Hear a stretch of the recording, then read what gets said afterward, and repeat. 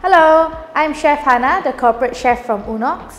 I'm here today with Thermomix to show you how to make Tart Rosalinda for the upcoming Raya celebration.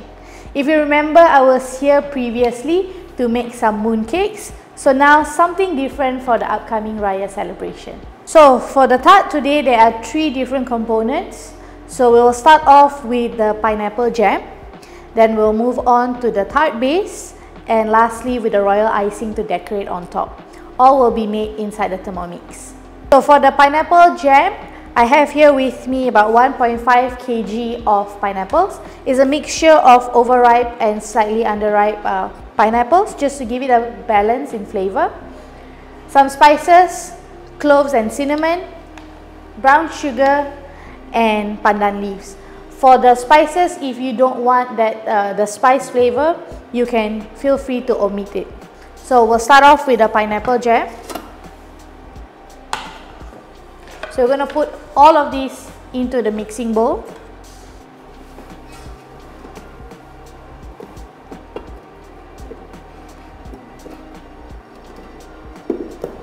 Put down again.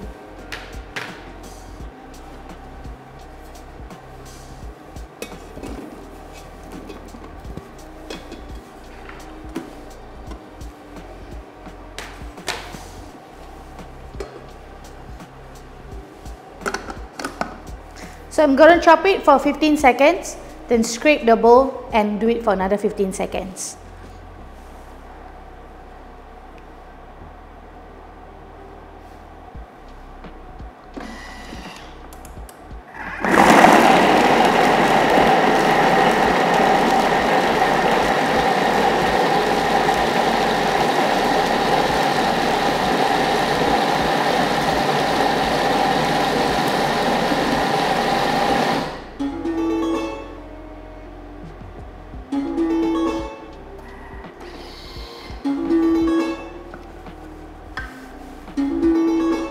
So I'm going to scrape the sides to make sure that everything is evenly chopped.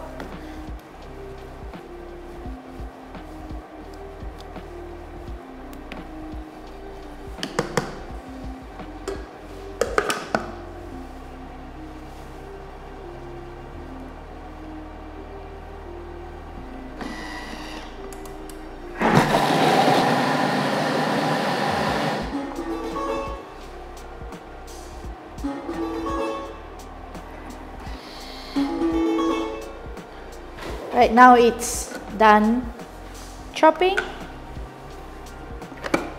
So we have nice fine pineapple here. So I'm going to strain it to remove any excess liquid so it is not too wet.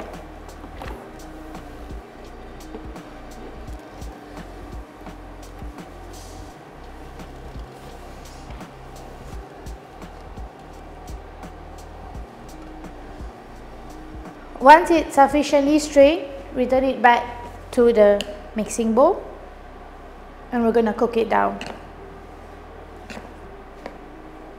So straining removes the excess juice so it doesn't take too long to cook. Right? If you strain it too much, you might need to add in more sugar. So retaining a little bit of the juice will actually help to not add in too much sugar, so you retain the natural sweetness of the pineapple itself. So for our jam, we're also going to only add in the sugar last, once it's done cooking and thickened.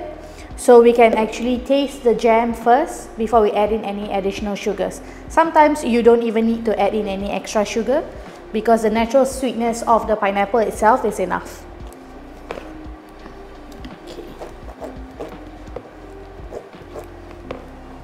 I'm going to add in the spices just so it has enough time to infuse, as well as the pandan leaf. I'm going to cook it for 40 minutes at 120 Celsius at speed 1.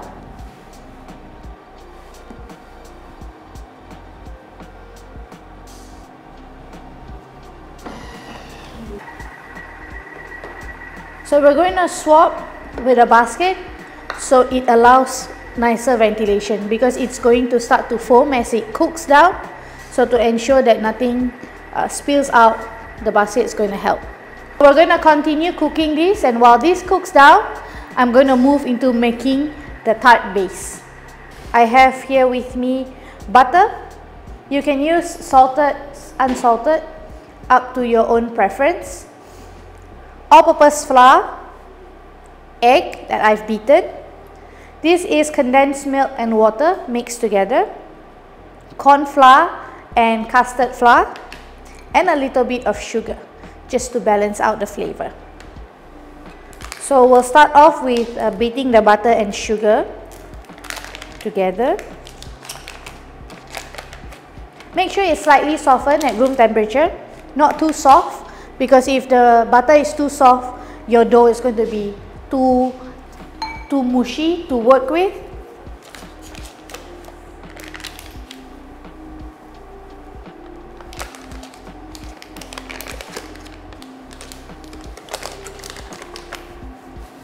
So we add in all the butter, the sugar,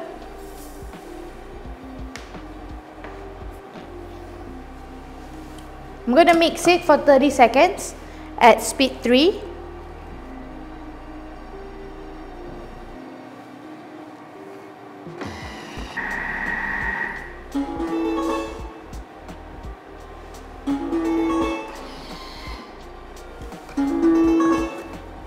Once that is done, we're going to first scrape the sides, then add in all the remaining ingredients to form a dough.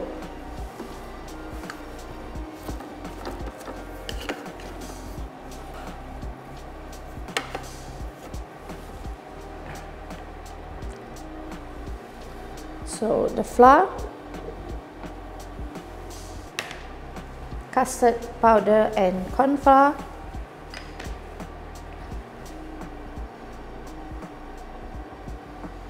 my condensed milk and water,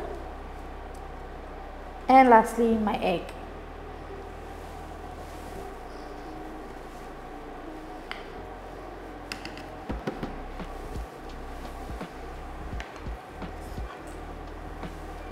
So I'm going to cover and knead it for 30 seconds.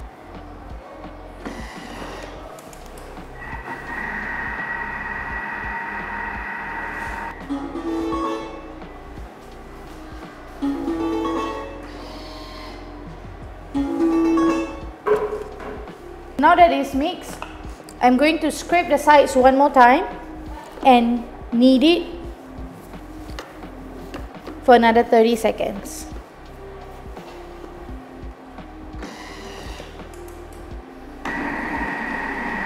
Right, so once this is done, we're ready to shape it. I have my silicone sheet here. Transfer all the dough onto the silicone mat, and then we're going to press it together to form a dough.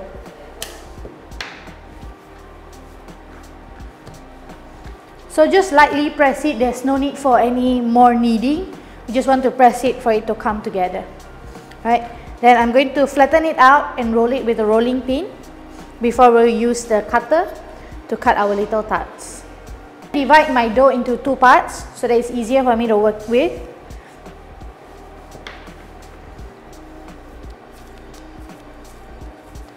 And the dough should be a little bit tacky, not too soft, not too dry. So when we're rolling, I'm going to cover the top with a piece of parchment paper just to ensure that nothing sticks to my rolling pin. Right? The reason why I'm not going to add in any extra flour is because it's going to make my tart base really crumbly and hard. Right? So we want to maintain the melt in the mouth texture. So I'm going to roll it till about like a 3 mm thick. It depends on your preference. If you want something thicker, you can go ahead. But I would suggest to not roll it too thin, because then once we put in the pineapple jam, it's going to break very easily.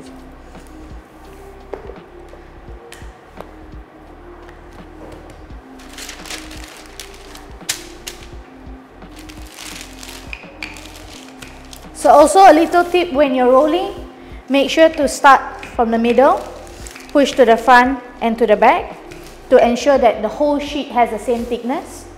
right? Don't start from one end, because then you will have uneven thickness throughout, and your cookies are going to be some thin, some thick. So to prevent the dough from sticking to the mold, I'm just going to dip it in the flour a little bit and dust the excess off.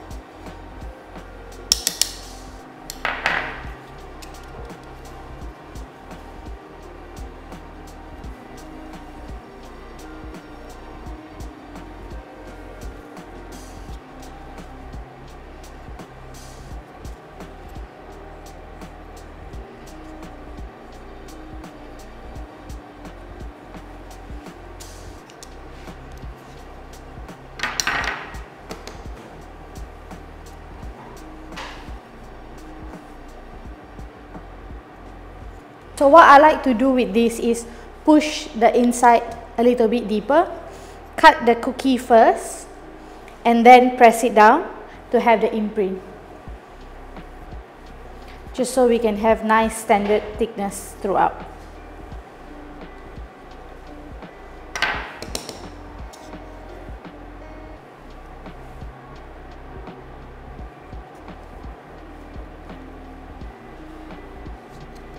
So the tart Rosalinda is, I would say, a fancier version of the pineapple tart that many people love, right? And the open face makes it easier to bake. It's not so complicated as the rolled pineapple tart. And with this version, you can also jazz it up with your own decoration, right? So there is no Hari Raya without pineapple tart. So I think this variation is a nice change to the traditional style of pineapple tarts. So you can actually decorate it with some flowers or different colored icing to make it look a lot more beautiful. Now that this is done, I'm going to roll out the pineapple jam that we made earlier. So this one is done, cooled down. So you can see it's very thick and nice. So I'm just going to roll it in small bite-sized balls, about 1 teaspoon size, and place it in the middle. So this will be roughly about 5 to 6 grams. You want to make it slightly flat, because later we're going to drizzle and decorate the top with some icing sugar. So with this jam that you've made at home, you can control the sweetness and you can control the texture as well.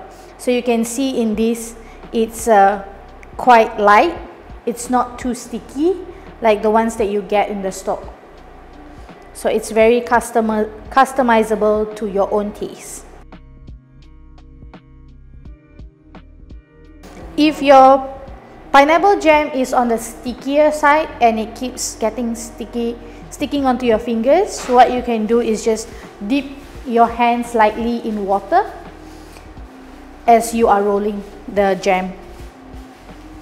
Or if you have like super small mini 2.5 cm ice cream scoops, you can also use that as well. Wearing gloves, you have to make sure that it is the super tight gloves, because if it's just if it's a plastic gloves, it's going to come off.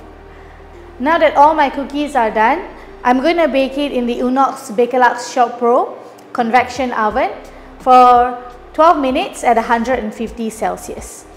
So we're going to bake the Rosalinda Tarts today in the Bakelux Shop Pro LED model. That's the one that I have here. So the setting is very simple. First, we'll start with the preheating. I'm going to preheat it at 170 Celsius.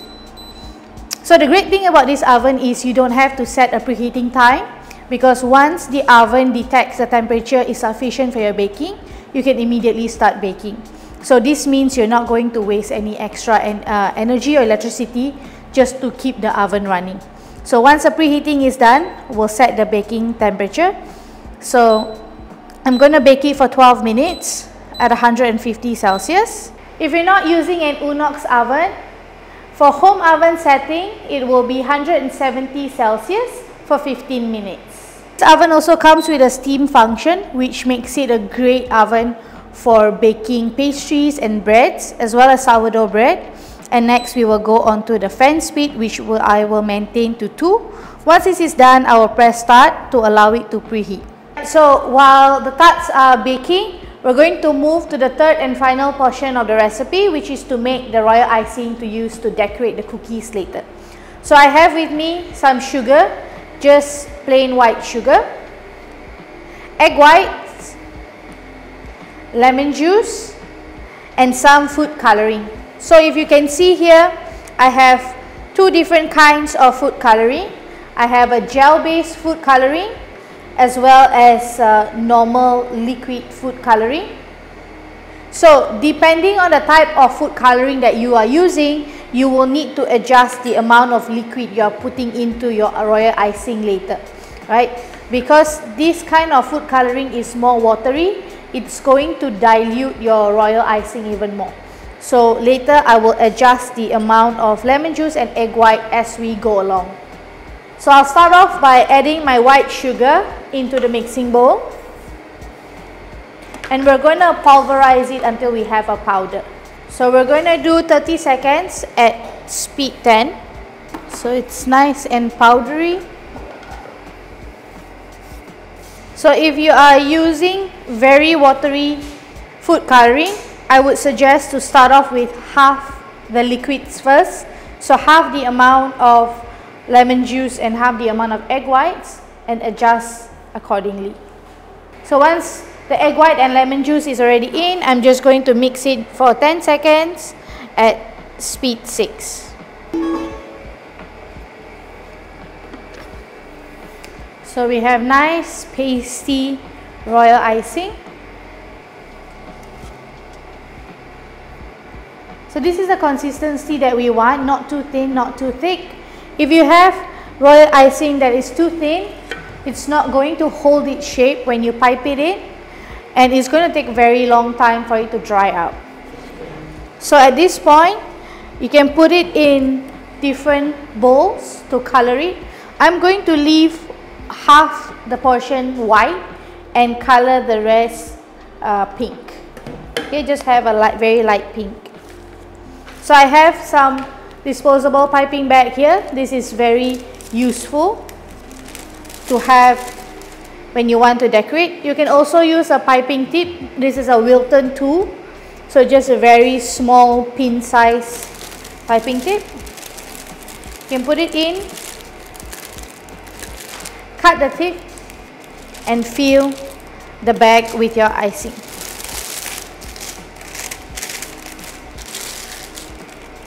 So you can cup your hand, put the piping bag, and scoop everything in. Or if this might be a bit tricky, what you can do is get a cup or a really tall glass and put it over to hold in shape.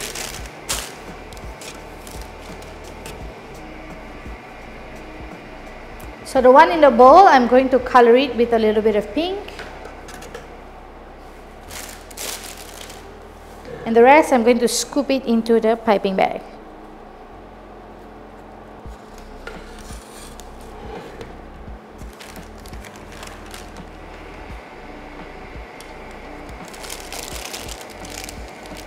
So once I'm done filling the icing into the piping bag, I'm just going to use a palette knife or a scraper to push all the icing down, right? So we can sort of clean up the piping bag a little bit and not have anything wasted.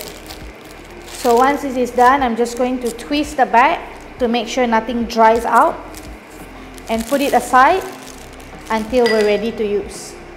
So while we wait, I'm just going to color this with a very light pink. So with gel food coloring, because it's very concentrated, you need a very tiny amount to get very vibrant color. If your royal icing is too thick for your preference, you can just add in a little bit more lemon juice to thin it out.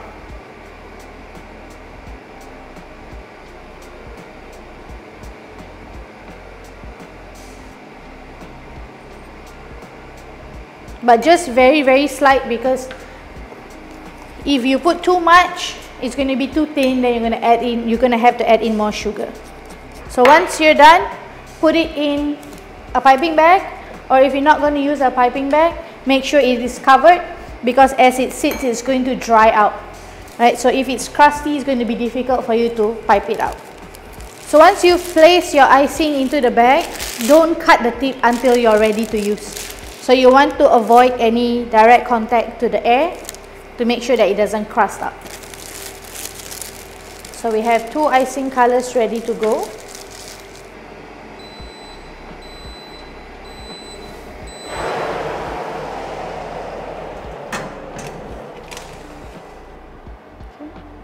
So all our cookies are ready, freshly out of the oven. Now it's ready for you to unleash your creativity. So you've prepared the icing, so now we can pipe it on top. So just to bear in mind not to leave it exposed for too long, because the icing itself is going to crust. So what I'm going to do is just do a simple pineapple design.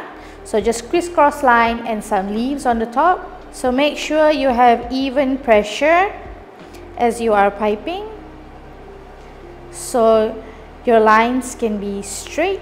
So designing and decorating these cookies is really up to you, based on your own creativity. You can buy sprinkles and sprinkle some sprinkles on top.